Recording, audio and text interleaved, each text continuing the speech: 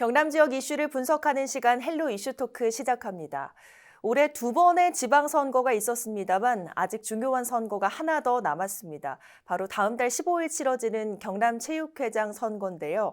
전국 광역단체 각 체육회 두 번째 민선체육회장이자 경남체육회 수장을 뽑는 체육계 핫 이슈입니다. 민선 1기 당시 체육회 법인화를 통한 체육회 독립이란 기틀을 다졌지만 선거 전후로 여러 잡음이 발생하면서 민선 2기 선거에는 이를 반드시 극복해야 한다는 숙제를 안게 되는데요. 한 달도 채 남지 않은 경남체육회장 선거의 중요성과 함께 꼭 갖춰야 할 수장의 조건 알아보는 시간 마련했습니다. 오늘 두 분과 함께 이야기 나눠보죠. 경남체육회 전반적인 운영 짚어줄 전 경남도의회 의원이죠. 이병희 밀양시 태권도협회 자문 나오셨고요. 경남체육회 관련된 예산 편성과 행정을 파악해줄 신상훈 전 경남도의원 나오셨습니다. 어서 오세요. 네, 반갑습니다. 반갑습니다. 우선은 이 체육회가 어떤 일을 하는지 좀 짚어봐야 될 것 같습니다. 대한체육회 그리고 경남체육회 어떤 역할을 합니까? 대한체육회부터 먼저 살펴보면요. 국내에 있는 스포츠 전반 하고요. 그리고 올림픽 사무까지를 총괄하는 기구가 됩니다. 그러니까 쉽게 표현해서 대한민국에서 일어나는 체육과 스포츠와 관련된 업무를 다 총괄한다. 네. 이렇게 이해하시는 게 좋을 것 같고요. 그럼 경남체육회도 마찬가지죠. 경남체육회가 대한체육회랑 달리 이제 범위가 전국에서 경남으로 좁혀졌을 뿐입니다. 네. 경남 내에서 일어나는 각종 체육과 관련된 사무를 총괄하고요. 그리고 뭐 경남체전이라든지 경남도체전이라든지 이런 것을 주체하는 역할을 하게 됩니다.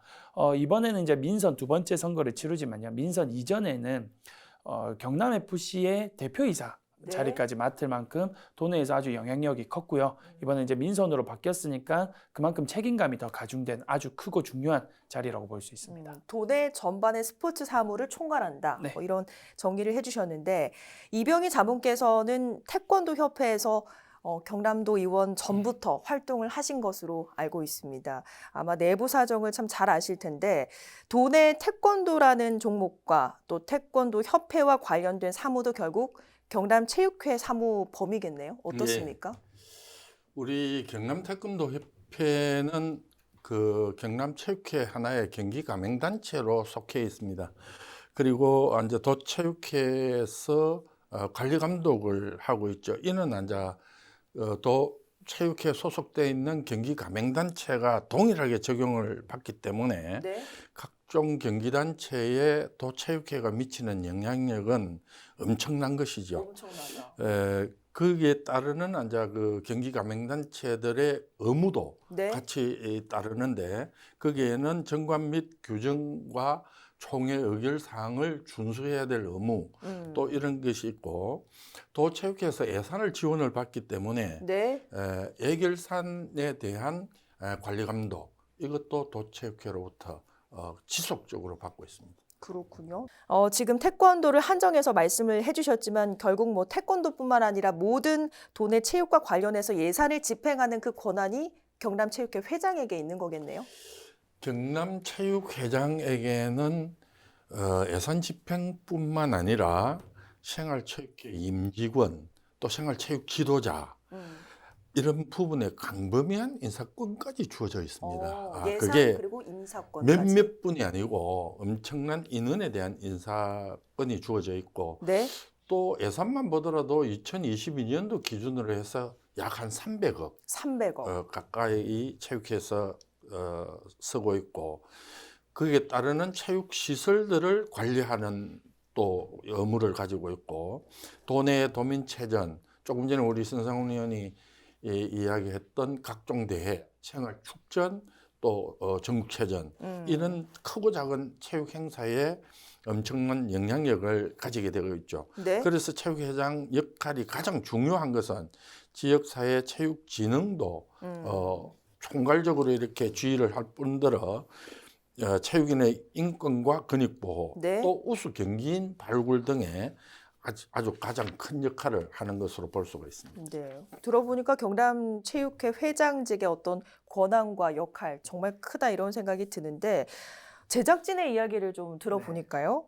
오늘 패널로 체육회와 밀접한 관련 있는 분들께 좀 출연을 해달라 이렇게 요청을 드렸더니 섭외가 쉽지 않았다라고 합니다. 아마 선거를 좀 앞두고 있어서 그런 것 같은데 네.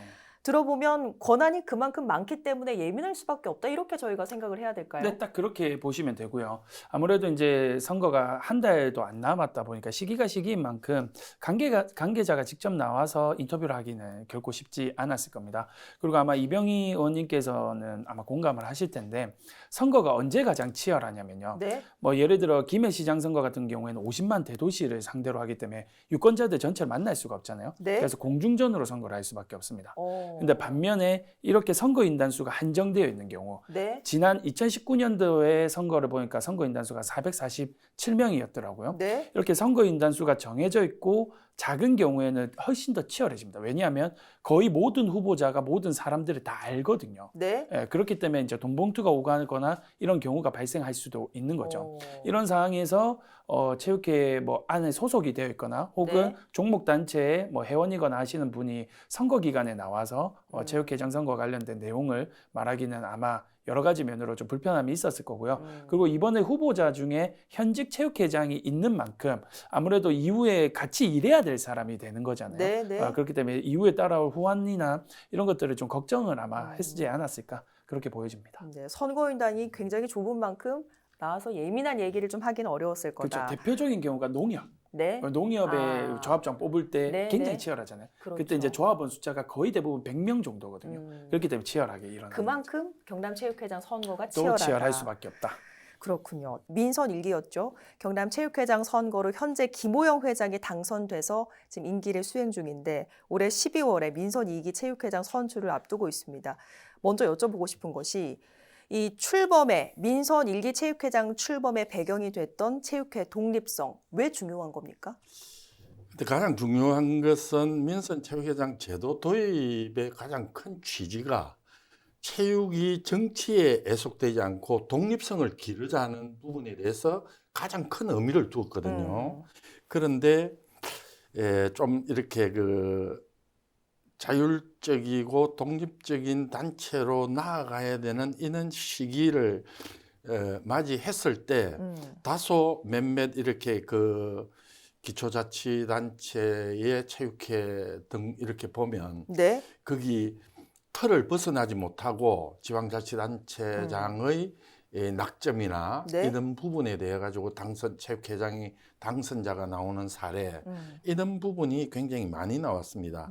그래서 가장 중요한 것을 도입 취지를 가장 중요한 것을 잃어버리지 않기 위해서는 민선 체육회장의 등장은 정치와 체육의 명확한 분리라는 네. 아젠다에서 출발한 것에 가장 큰 의미를 두어야 된다. 저는 이렇게 생각합니다. 어쨌든 이 경남체육회장 선거에서 당선이 되는 회장은 예산을 집행하고 조직을 직접 운영하게 됩니다. 앞서 잠깐 말씀을 해주셨지만 예산 규모는 말씀을 해주셨어요. 네. 조직은 얼마나 큽니까? 앞서 이제 이병희 의원님께서 말씀해 주셨다시피 2022년 기준으로 284억 원 4,300여만 원입니다. 엄청 큽니다. 이 전부 다 세금, 거의 대부분이 세금으로 사용이 되기 때문에 그만큼 더 막중한 예산이라고 봐야 되고요. 조직 규모가 엄청나게 큰데요. 일단은 일하는 직원의 숫자는 26명입니다. 네. 회장을 제외한 일하는 숫자는 26명이고 그리고 부회장 6명을 포함해서 임원은 55명입니다. 이 임원에 대한 선임권도 회장에게 있죠.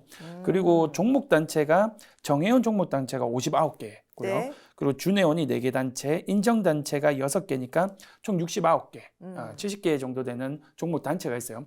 이 단체들이 거의 매년에 한 개씩 행사만 쳐도 네. 70개입니다. 그 예산 대부분은 이제 체육회에서 내려가게 되죠. 네. 근데 잘 아시다시피 축구 같은 대회는 한 번으로 일어나지 않아요. 그렇죠. 계속 대회가 일어나기 때문에 그만큼 규모가 큰 겁니다. 그리고 여기서 끝나는 게 아니라 우리 18개 시군에도 전체 다 이제 회장들이 있고 체육회가 존재하잖아요. 이 모든 걸 경남도 체육회가 총괄하기 때문에 그만큼 조직도 매우 크다 이렇게 볼 수 있습니다. 조직과 뭐 어떤 예산 규모가 대단하기 때문에 경남체육회 회장이 갖춰야 할 조건도 좀 까다롭게 봐야 하지 않을까 이런 생각 들거든요. 이병희 자문께서는 어떤 조건을 좀 갖춰야 한다고 보시는지요? 우선 무엇보다도 중요한 것은 체육회장 조건이라면 체육을 이해하고 헌신할 수 있어야 되지 않겠습니까? 네. 체육에 대한 본질적인 이해도 해야 되고 정치적 또는 사적인 이해관계 없이 순수하게 경상남도 체육을 이끌 수 있는 사람이어야만 체육회장을 해야 된다는 저는 생각을 가지고 있습니다. 더불어 민선 체육회장이라면 필요한 예산을 힘들겠지만 관에 의존하지 말고 본래 취지로 맞춰 들어가는 차원에서라도 자체적인 중장기 계획을 수립을 해서 네. 재정 자립을 할 수 있도록 이 어. 대책을 마련해 가야 되는 것이 우선되어야 되고 네. 체육회라는 독립적인 조직에 대한 인사 등을 아우를 수 있는 행정력도 필수라는 생각을 가집니다. 중요한 것은 그분의 자질이나 모든 것이 가장 기본이 되어야 되는 것은 경남 체육을 아끼고 사랑하는 마음이 가장 중요하다고 생각합니다. 네. 신상훈 전 의원께도 같은 질문 네. 드리겠습니다. 경남체육회 회장으로서 어떤 조건 갖춰야 한다고 보시는지요? 뭐 개괄적인 내용은 앞서 이병희 의원님께서 다 말씀해 주셔서 그 부분은 전적으로 동의를 하고요. 여기서 이제 저희가 민선 체육회장 선거를 다루고 있으니까 그러면 왜 민선 체육회장이 됐는지만 잘 판단을 하고 그런 분이 돼야 된다고 생각합니다. 그러니까 2019년 이전에 민선이 아니었을 때는요. 단체장, 그러니까 예를 들면 경남도 체육회는 경남도지사, 김해시 체육회는 김해시장이 수석 부회장을 임명해요. 그리고 네. 사실상 그 수석 부회장이 그 역할을 다 관리를 했습니다. 이러다 보니까 정치랑 분리되지 않아요. 네. 예, 그리고 단체장의 입맛에 따라 체육회 내부가 들썩들썩거리는 경우가 많습니다. 예를 들면 이 지역에서 체육회에서 오랫동안 역할을 해왔던 사람을 자리에서 배제시키고 네. 단체장의 입맛이 맞는 사람들로 들어가는 이런 경우들이 비일비재했거든요. 이것을 방지하기 위해서 민선으로 2019년부터 뽑고 올해가 이제 두 번째 뽑게 되는데 정치로부터 분리되고 행정에서 체육과 관련된 동떨어진 행정을 펼치다면 단호하게 비판할 수 있는 그런 분이 좀 선임이 되고 선출이 되는 그런 체육회장이 돼야 되지 않나 이렇게 네. 생각합니다. 어쨌든 두 분 다 그 정치와의 독립에 대해서는 공감을 하시는 것 같아요. 일각에서는 체육회 회장의 조건으로서 체육 전문가 혹은 관련된 조직에 좀 몸담아야 하지 않나 이런 이야기 나오는데 어떠십니까? 동의하세요? 저도 체육을 한 사람으로서 우선적으로 체육인이 되면 좋겠죠. 네. 그런데 체육인 출신이 회장을 선발하는 것과 비체육인 출신이 선발되는 것 중에 어느 것이 옳다 그러다 이것은 논할 수가 없습니다. 거기에 따르는 양쪽의 장단점은 분명히 존재하고 있거든요. 그런데 먼저 체육인 출신이 회장으로 선발된다면 정말 체육 현장에서 자기가 다져왔던 그는 몸소 익혀왔던 경륜 이런 것을 바탕으로 해서 체육회를 안정적으로 이끌 수 있고 경기력 향상에는 크게 도움이 될 것입니다. 네. 그런데 체육회도 기업의 경영과 같은 이런 그 도입을 한다면 행정력을 꾸려 나가는 데는 체육인이 행정 도입을 한 그런 분보다는 조금 뒤떨어지지 않을까 이런 생각은 가지지만 가장 중요한 것은 체육인 출신으로서 행정 능력과 또 대외 정치력을 갖춘 분이라면은 더없이 좋겠죠. 그런데 그게 과연 쉬운 일은 아닐 것이라 네. 말입니다. 그런데 앞서 말씀드린 바와 같이 체육인, 비체육인을 떠나서 가장 중요한 것은 경남 체육을 이끌어 나갈 수장은 경남 체육을 가장 많이 이해하는 사람이 회장으로서 되어야 된다는 것입니다. 네. 자, 말씀하신 그 조건들 다 갖춘 분이 회장이 되면 참 좋겠다 이런 생각이 드는데 일단은 민선 7기 체육회장 선거에서는 잡음이 좀 많았지 않습니까? 그래서 이번에 좀 예방책으로 변화가 좀 생겼다고요? 네, 그렇습니다. 선관위의 위탁을 하게 된대요. 이건 저는 아주 긍정적으로 봅니다. 왜냐하면 말씀해 주신 것처럼 2019년 첫 번째 민선 1기 선거 때요.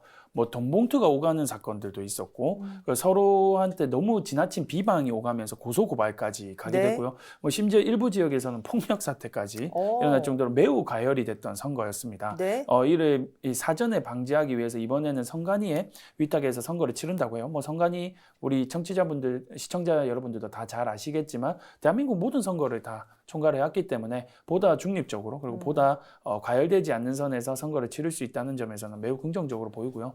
앞으로 선관위에서 치러질 이번 선거는 제발 눈살 찌푸리는 네. 뉴스가 더 이상 나오지 않았으면 좋겠습니다. 네.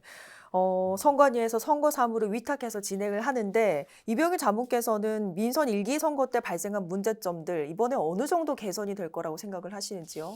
우리 신상훈 의원이 아주 좋은 지적을 해주셨는데 저는 이제 또 좀 다른 시각으로 또 본다면 체육인들이 대의원으로 많은 사람들이 이렇게 되어 있습니다. 네. 그게 선거에 가장 중요한 역할을 할 수 있는 사람들이기 때문에 일반 선거와 달리 체육인들이 조금 성격들이 다 다혈질입니다. 좀 이렇게 다른 것을 보면은 네. 막 이렇게 대화로 풀 수 있는 것도 아주 막 이렇게 고성이 오고 간다든지. 그래서 체육회장 선거가 외부적으로 비치기에는 좀 시끄러운 것 같다 이렇게 하지만 그게 좀 어떻게 보면 순수한 면도 있거든요. 네. 체육을 아끼고 사랑하는 마음에서 이루어지기 때문에 이번에 그렇게 말씀드려 본다면 이번에 제도적으로 도입된 우리 선거관리위원회 위탁해서 회장을 뽑을 수 있는 이런 제도적인 방향 전환은 경남체육회를 한 번 더 위상을 업그레이드 할 수 있는 이런 계기가 될 것이다. 이렇게 보고 있습니다. 어쨌든 그 선관위에서 진행하는 이번 선거 두 분 다 긍정적으로 보고 계신 네, 것 같은데요. 경남체육회장 역할이 많겠지만 그중 중요한 역할 중 하나로 스포츠의 지역균형 발전 꼽는 분들이 굉장히 많습니다. 여기서 생각을 해본다면 경남체육회 회장 어떤 일들 해야 한다고 보시는지요? 저는 경남체육회 회장의 역할 중에 가장 큰 역할이 도민들의 건강 증진을 하는 것이라고 봅니다. 물론 여러 방향으로 체육회 역할과 업무가 있지만 체육회장이 어떤 그 마인드를 가지고 달라드느냐에 따라서 달라질 수가 있거든요. 우리 윤석열 정부에서도 강력한 스포츠 부흥을 국정 과제로 삼고 있는 줄 저는 알고 있습니다. 이럴 때 스포츠를 통해서 지역의 균형 발전, 또 스포츠를 통해서 어떤 경남 지역의 랜드마크를 확보할 수 있다면은 굉장히 좀 좋을 것 같고, 지역에 특화된 스포츠 도시 이런 것도 육성 산업하는 것이 특히나 저는 가장 가슴에 두어 있고 중점적으로 다뤄야 될 문제는 우리 장애인들보다도 장애인들의 체육활동, 네. 이것이 보장할 수 있는 차별 없는 체육 환경 조성에 경남체육회장이 가장 큰 역할을 두어야 된다는 생각을 가집니다. 네, 여러 가지 제안을 해주셨는데 그러면 경남에 이것만큼은 꼭 있었으면 좋겠다 하는 체육 정책 있으시다면 있을까요? 저는 이렇게 한번 생각을 해봅니다. 스포츠와 관광이 이렇게 이제는 분리되어서는 되지 않는다. 왜 제가 이 말씀을 드리냐 하면 우리 밀양이 제가 밀양 사람이라서 밀양의 예를 드는 것이 아니고 대표적인 게 하나 가장 큰 이슈화되는 것이 있어서 제가 말씀을 드려보겠습니다. 우리 밀양시가 우리나라 지자체 중에서 처음으로 국제 요가 컨퍼런스라는 행사를 치렀습니다. 이것은 그냥 뭐 요가 협회나 이런 것이 아니고 인도 정부, 세계 보건기구하고 협력해 가지고 요가를 새로운 관광 콘텐츠로 키워왔고 네. 그것이 지금 우리 밀양시에는 곳곳이 스며들어 있습니다.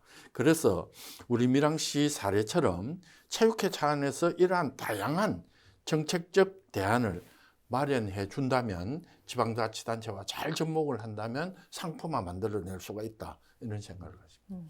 신상훈 의원께서도 지역 청년들과 소통하면서 체육계 어떤 바라는 내용들 많이 좀 접해 네. 보셨을 텐데 제안하고 싶은 체육 정책 있으십니까? 청년의 입장에서는 e스포츠죠. 어. 우리나라가 e스포츠 종주국이거든요. 네. 근데 그 위상을 좀 많이 잃어가고 있는 게 현실입니다. 그래서 e스포츠 협회도 우리 대한체육회 소속인 만큼 종주국으로서의 위상을 찾을 수 있는 그런 대회나 각종 대회나 인프라를 좀 늘려주시는 데 역할을 해주셨으면 좋겠고요. 그리고 대한체육회가 두 개 단체가 합쳐졌잖아요. 네. 구대한체육회와 구생활체육회가 합쳐져서 통합이 됐는데 엘리트 중심에 머무르지 마시고 생활체육, 우리나라 국민들이 선진국 수준에 비해서는 여전히 생활체육을 즐기는 수준이 조금 낮거든요. 그래서 국민 건강이다 생각을 하고 생활체육 인프라 확대에도 좀 많이 관심을 가져주셨으면 좋겠습니다. 네, 두 분께서 제안해 주신 여러 정책들 당선되는 회장님께서 잘 귀담아 들어주셨으면 좋겠네요. 오늘 두 분 말씀 여기까지 듣겠습니다. 네, 고맙습니다. 네, 오늘 헬로 이슈토크는 여기서 마치겠습니다. 오늘 방송은 유튜브 채널 헬로 경남에서 다시 보실 수 있습니다. 함께해 주신 여러분 고맙습니다.